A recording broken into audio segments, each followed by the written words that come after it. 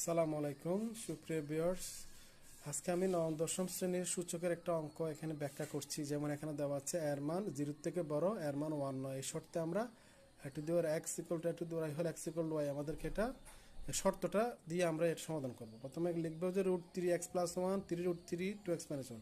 আমরা জানি যে এখানে √3 এর মানটা √3 রুটের মানটা পাওয়ার কাছে হলে হাফ হবে। x + 1 3√2 মানটা 3 হলে এটা 1/3 হয়ে যাবে 2x - 1।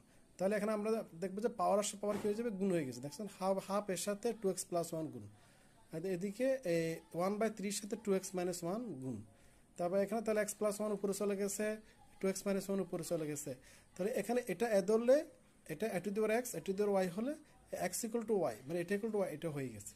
তারপর আমরা এখানে কি করছি, 8 গুণন করছি। 8 গুণন করে এখানে x এর মানটা আমরা বের করছি। ঠিক আছে, এগুলো অনেক সহজ সূচকের অঙ্ক।